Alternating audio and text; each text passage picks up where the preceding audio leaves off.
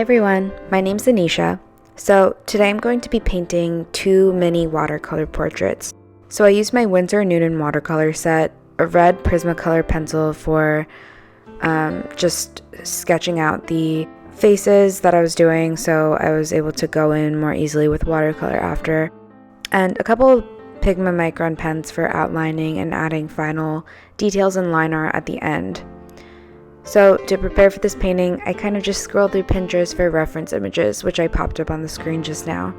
And since these are just fast sketches for me to be creative, I didn't really care too much about taking my own reference picture like I do when I'm doing more finished, larger pieces.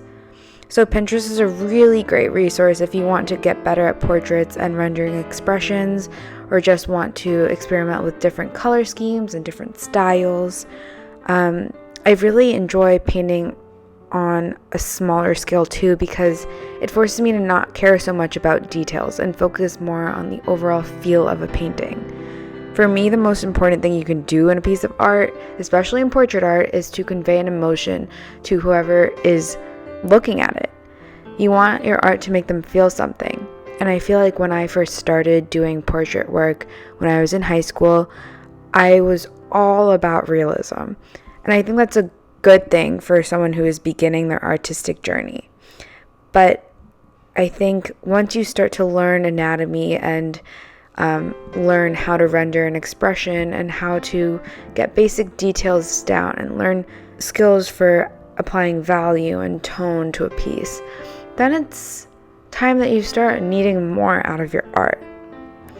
And you get more when you start stylizing and start playing around with color schemes, when you start more freely applying paint strokes or pencil marks, and it's so much more fun that way. It definitely makes the overall process of creating artwork way more enjoyable when you're not obsessing over the accuracy of every single detail. So, for example, I didn't go into this piece knowing what colors I wanted to use, but I kind of just let it happen. Since it was so small and so inconsequential in the grand scheme of my art portfolio, I just didn't really care that much what I was doing. I just wanted to make something that looked good and felt good. And I really like how it turned out. On the left, I have a more calm portrait, and on the right, I have something more vibrant and more striking. It reminds me a little bit of Halloween, which I really like. So I actually went on a bit of an art shopping spree this weekend, and that's where I got this watercolor pad. I ended up getting 2 for 1 at Blick, and it was an amazing deal. I didn't even need them, but because of the deal, I got them. So that's where we're at. And I got these Pigma Micron pens in a few different sizes. Really love them compared to what I was using before, which was just whatever was lying around my house. I was just using the Pigma Micron brush pen, which is definitely different from anything I've used before. It was really awesome for using it for the hair and the eyelashes, but I definitely need to practice more so I have more control over it. My lines are a little wobbly and don't look as smooth as I would like, but I'm sure I'll get better with practice. So I'm sure every artist can agree, and every non-artist watching this video right now can agree, that adding line art to the end of a piece is so satisfying and wonderful, and it's one of the most beautiful things. It brings everything together and makes everything pop, and I love it so much. What's also supposed to be super satisfying, which you'll see in a few seconds, was not as satisfying as it should have been, is peeling the tape off at the end of a painting. Now, if you do this carefully and patiently, like I should have, it'll be beautiful. It'll be so satisfying to watch. You'll get nice, crisp, clean lines on every border of your piece. But if you do it like me and kind of just yank off the tape, you're gonna rip off the paper with it. So, it's sad. A lot of the paper ripped off.